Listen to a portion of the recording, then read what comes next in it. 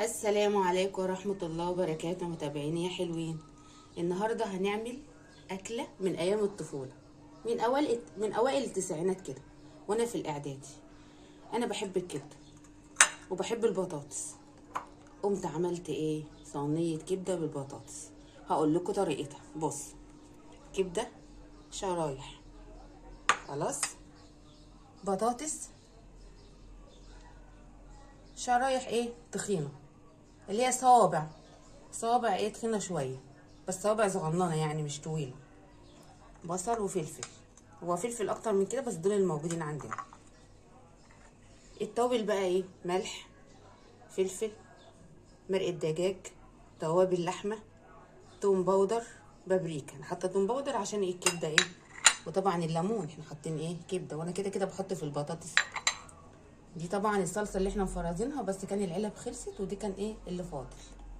وطبعا محضرين الصينيه اللي هنحط فيها. جهزنا الصينيه اللي احنا هنضيف فيها مكوناتنا. نحط البصل والفلفل.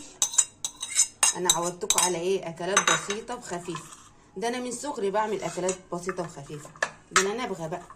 وادي البطاطس الجميله بتاعتنا. بصوا بصوا بصوا، نحط عليها التوابل بقى بتاعتنا الجميله. بس طبعا كان زمان مفيش بقى الثوم الباودر والبابريكا، كان اخرنا الملح والفلفل، بس كان في كاري يعني. بصوا كل المكونات كلها على بعض، ونحط بقى ديكوا معايا ايه على البوتاجاز البطاطس بتاعتنا الجميله على النار. حته سمنه بقى حلوه محترمه يودي الصينيه دي في حته تانيه. انا بعيد معاكم الذكريات، من زمان ما عملتش الاكله دي، افتكرتها من وانا صغيره، اختراعات الطفوله. كل واحد اكيد وهو صغير كان بيعمل حاجه هو اللي كان بيعملها، بس محدش بيعملها غيره. نقعد بقى نعمل ايه؟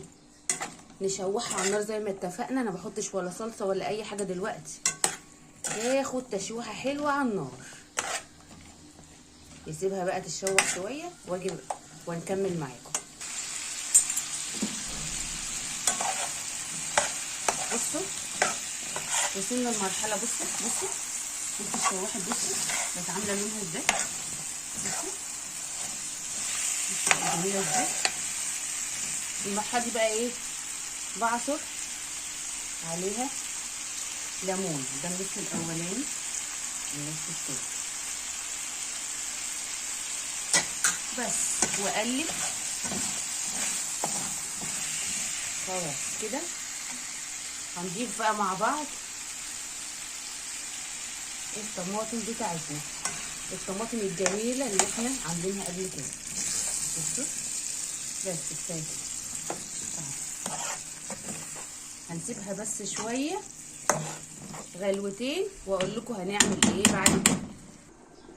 رجعنا لكم تاني، ومعايا ادي المقلايه على النار، والزيت ايه بيسخن عشان ننزل ايه؟ نشوح الكبده. لازم تعمل التست ده، يا اما هتنزل ميتها. نسيبها شويه وبعد كده نقلبها. ده ربع كيلو كبده، زي ما وعدتكم اكلات بسيطه وخفيفه. تعملوا صينيه بطاطس من ربع كيلو كبده. يا حلاوه الكبده وهي بتتشوح، وريحتها بقى الكبده البلدي الجميله بتاعتنا. بصوا، وبرضك لو مستورده مش هنقول حاجه، احنا كل حاجه على قد الايه. مش بحط بس لا شويه ملح وكمون، كده كده في توابل في صينيه البطاطس. جربوا بقى اختراعي من ايام الطفوله. وصلنا للمرحله اللي احنا ايه نضيف فيها ايه؟ الكبده بتاعتنا الجميله اللي مشوحينها بشويه كمون وملح وليمون بس. بصوا الجمال، بصوا اصلا، بصوا مش هنلاقي نحط ده ايه؟ البهاريز بتاعتها جميله خالص. يضيع البهاريز؟ لا، ناخدهم كده اهو بحبه صلصه وناخد بهاريز الكبده. لازم البطاطس دي بطعم الكبده، دي احلى صينيه بطاطس ولا ايه؟ نسيبها بقى نقفل عليها، وبعد كده تستوي معانا هنحطها في الفرن واوريكم. ادي المكرونه اللي احنا هنقدمها مع صينيه ايه؟ البطاطس بالكبده. سلقناها زي ما احنا طبعا اي حد عارف بيسلقها ازاي، وحته زبده وحبه زيت وشوحناها. وهحط شويه ملح معاكم، نملحها كده حبه حلوين يعني، مش كتير يعني. شويه فلفل معاكم، لو كان في فلفل ابيض كنت حطيت بس مش مشكله. بس ايه، المكرونه دي تحفه تحفه. حطي الزبده بس وشويه ملح وتاكلي احلى مكرونه بيضه. احلى صينيه ايه؟ بطاطس بالكبده دي ولا ايه؟ حكايه. يلا نقدمها مع بعض. الاكل جاهز اهو، البطاطس بالكبده وجمالها بتاعه الطفوله البريئه،